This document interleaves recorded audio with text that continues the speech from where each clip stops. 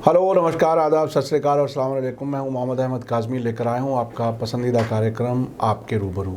इस कार्यक्रम में हम बहुत सी वो सूचनाएं, वो बहुत सी ऐसी ख़बरें लेकर के आते हैं जो आपको आम तौर पर दूसरे माध्यमों से नहीं मिलती, और बहुत सी ख़बरों का एक तरह से पोस्टमार्टम किया जाता है, समझने की कोशिश की जाती है कि आखिर पर्दे के पीछे क्या कुछ हो रहा है।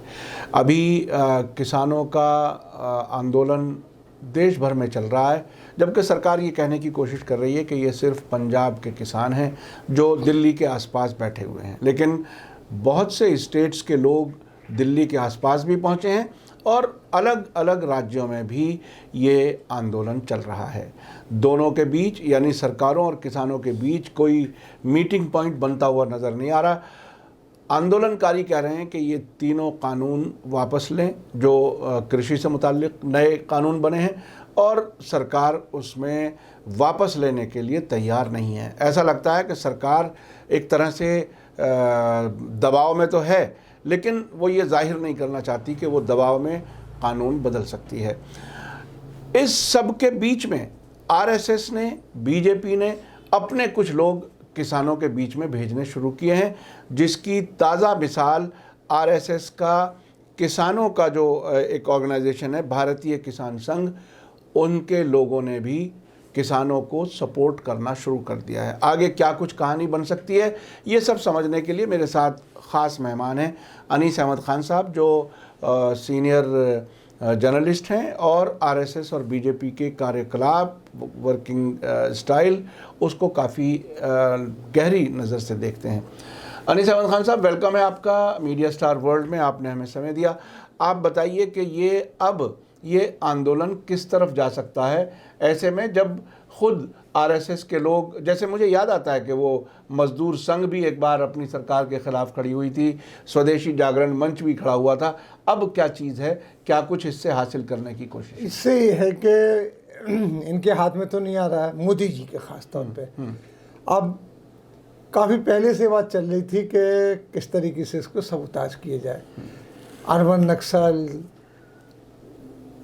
खालिस्तान समर्थक, इसमें से ये शाहीन बाग के लोग, ये सब कहते रहे, लेकिन उसका कोई असर नहीं पड़ा, क्योंकि इन्होंने किसी को अंदर आने ही नहीं दिया। इस तरीके से लोगों को अपने उसमें बुलाए नहीं।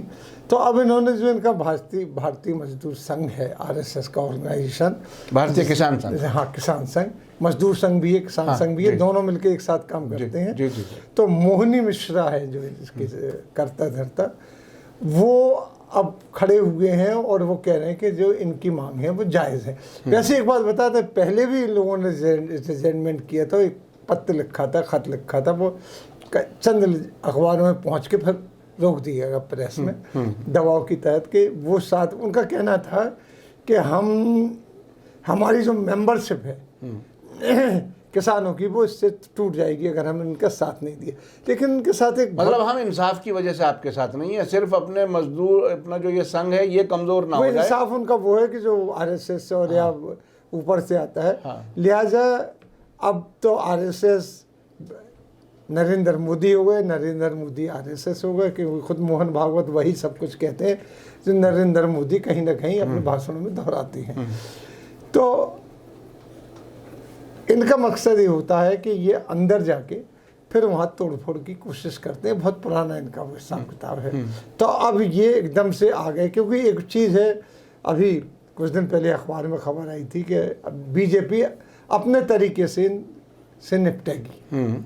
तो अपना तरीका क्या है, उसके बारे में उन्होंने लिखा था कि हम इतनी सभाएं करेंगे जगह जगह किसानों की। तो शुरू भी हो गई सभाएं, जो प्रधानमंत्री खुद कच्छ में जाकर के किसान वही 6 किसान हैं जो कच्छ के यहाँ से गए थे, जिनको एक बार निकालने की भी कोशिश की थी गुजरातियों ने, क्योंकि उन्होंने वहाँ की जो बैरन लैंड थी उसको फर्टाइल किया, फर्टाइल करके उसमें खेती। हाँ, वो 2010 में जब ये चीफ मिनिस्टर थे, वहाँ बताते हैं तकरीबन 750 ऐसे किसान थे जिनकी ज़मीनें इन्होंने एक तरह से ले ली थी, छीन ली थी, उनको निकाल रहे थे। अभी तक सुप्रीम कोर्ट में केस पेंडिंग है। तो उनसे मिलने गए थे, इनको चाहिए थे पगड़ी वाले। जिस तरीके से आपको याद होगा कि जब 3 तलाक वगैरह के, पगड़ी वाले क्यों चाहिए थे?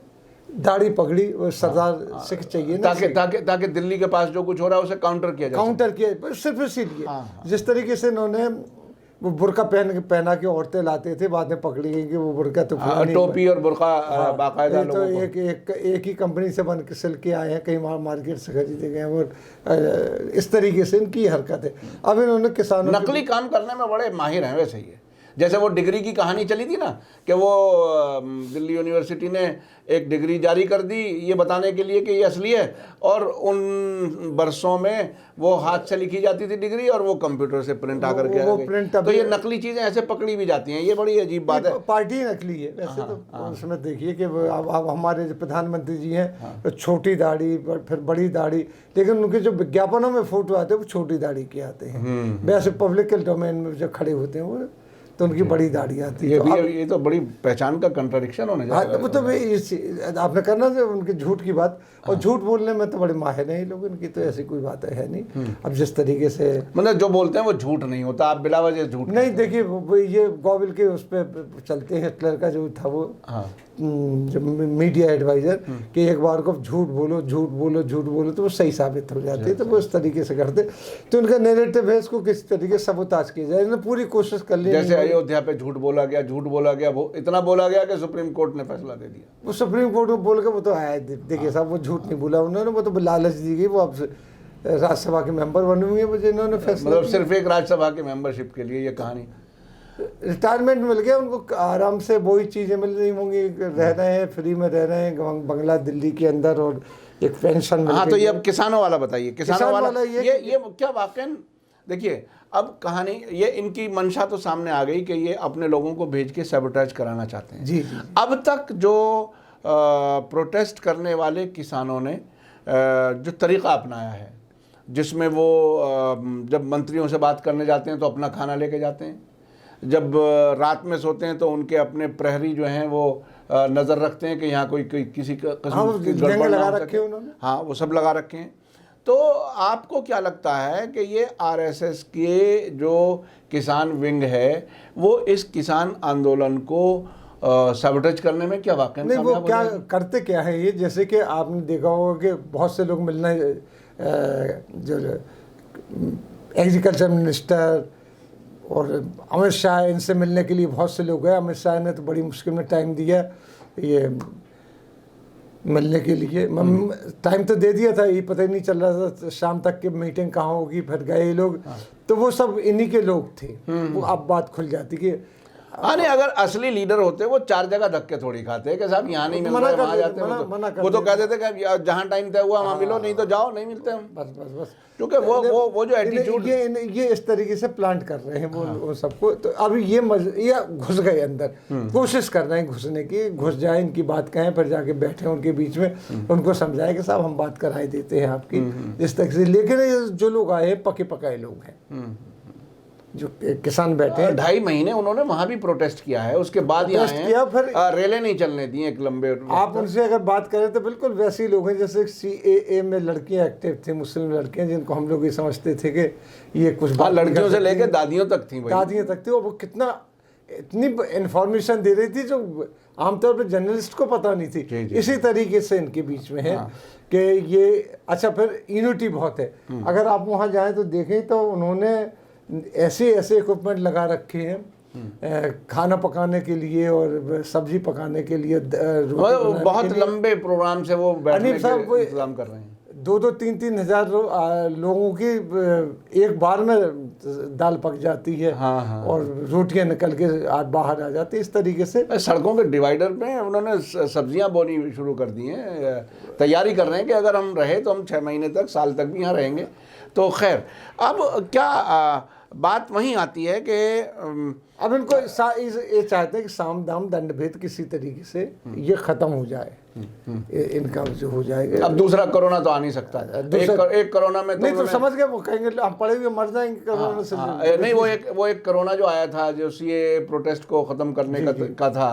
अब कोई और यहाँ अगर एक बात और बताएं तो कि CAA फिर से गर्मा गया है। अच्छा। आसाम में तो शुरू हो गया CAA का प्रोटेस्ट भी शुरू हो गए वहाँ पे, CAA के टायर वायर जलाने लगे, सब कुछ शुरू हो गया वहाँ पे, तो वो यहाँ भी आ जाएगा। थोड़े तो ये डर रहा है कि उसको भी नहीं संभाल पाए, उसको भी इन्होंने संभाला नहीं, हटा दिया, इसको भी हटाने की पूरी कोशिश की इन्होंने।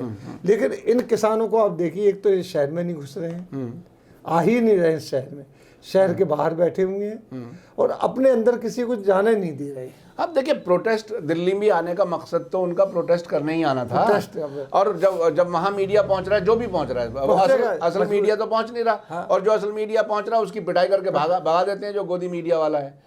तो उनका तो प्रोटेस्ट वहाँ भी अपने तरीके से कामयाब है, क्योंकि अभी ये करेंगे जो आरएसएस के लोग मन से गया है, तो इसकी बातें अखबारों में फैलाएंगे कि देखिए अब किसान ही कह रहे हैं, किसान ही कहने लगे, किसी किसान को पकड़ के खड़ा कर देंगे। जैसे मोदी जी अभी जो बात हो रही थी, वहाँ मिल के आए कच्छ में, हाँ, और सिखों से, वो सिख वो हैं जिनके 10 साल आपने खुद बताया कि उनकी ज़मीनें छुड़ा रहे थे, वो छोड़ के भाग गए थे बेचारे, उन्होंने बैरलैंड को वो किया है।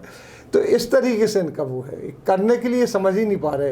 ये तो आपको पता होना चाहिए कि कुछ जर्नलिस्ट ने, उन्होंने ऑफ द रिकॉर्ड जब इनसे पूछा अमित शाह से, तो उन्होंने कबूल किया कि हमारी सबसे बड़ी गलती हुई कि हमने किसानों से बातचीत नहीं की। ये उन्होंने कबूल किया है, हाँ, बाकायदा। और क्योंकि प्रिंट मीडिया पे तो इसमें आ नहीं सकता है, अगर गोदी मीडिया के पास चली जाए तो वो तो बताएंगे नहीं। तो आप ये देखिए, इसमें बिल्कुल एक तरफ अमित शाह नहीं है जो चाणक्य कहे जाते थे, एक बार आए वो फ्लॉप हो गए। मोदी जी खुद आगे बढ़ रहे हैं इसमें, और जो पूरी जो डोर है वो मोदी जी के हाथ में, उसको किस तरीके से, और आरएसएस, यानी उसमें ऐसा लगता है कि अब बीजेपी आरएसएस के पास कोई और मोहरा बचा भी नहीं, अब यही मोहरा है जो पहले से एंटी कर रहा था इस बिल की, हाँ, की थी उसने एंटी।